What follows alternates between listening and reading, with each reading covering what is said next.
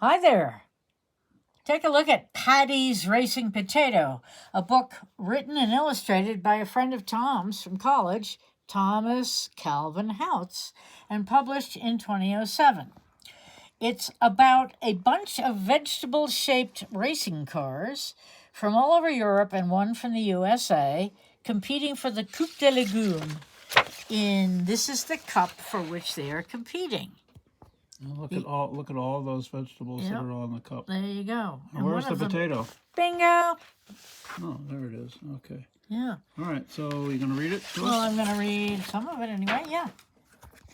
So here we go. Paddy's Racing Potato and the competition for the 1907 Grand Prix. Now here's Paddy with his dog. He was a farmer in County Down.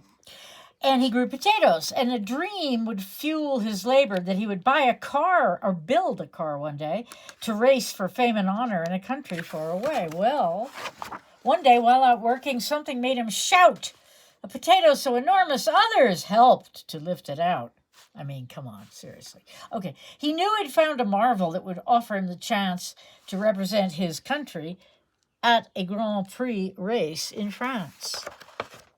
Long after toiling in the field, working late at night, Paddy built his race car until the morning light. The motor must be perfect. There was little time to waste. This would be the first time a potato ever raced. Only 3 weeks later, at the pier to board a ship leaving the beloved homeland for the European trip, relatives and friends had come to see him off that day, the hopes and dreams of Ireland riding with him all the way. In the paddock at the race course, the cars were checked and weighed while last-minute preparations hurriedly were made. Cucumber was the favorite, the carrot tested fast, but the crowds ignored the Irishmen. It was said they'd finished last. Whoops. A dozen cars stand motionless, all lined up row by row. The drivers and mechanics await the flag to go. As the first car comes to life with just a little cough, the noise becomes so very loud, and one by one, they're off. Back around the lengthy course. Wait a minute. Is this? Okay. Back around the lengthy course, the news began to spread. The crowd stared far down the road to see who was ahead. Trailing dust, a tiny shape growing larger as it neared, Cucumber car was out in front. Spectators waved and cheered.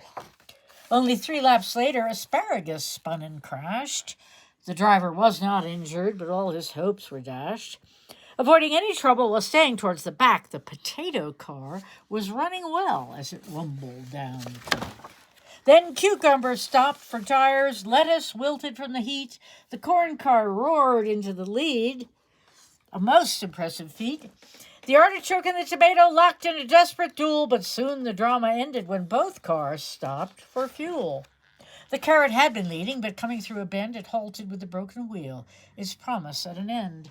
As the laps were winding down, Paddy increased his pace. The crowds all grew excited to see who'd win the race.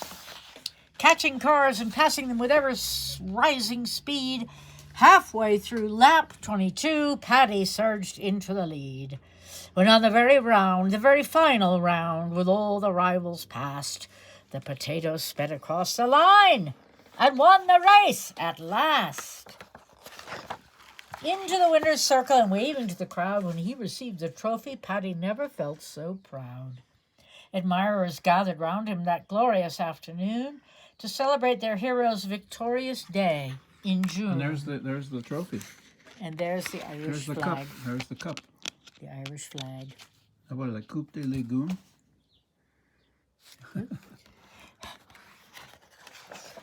Paddy returned home to his village with the silver trophy in his hand.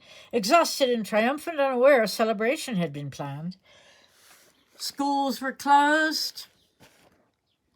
Shops were shut. From miles around, friends came to honor their very own hero, a humble farmer of great fame. And that's the end. A humble farmer of great fame. And there's his dog all the way through the story. Anyway, thanks for joining us on the Potato Museum Show. We're going to be doing a lot of videos, more videos about sports, all kinds of sports and races.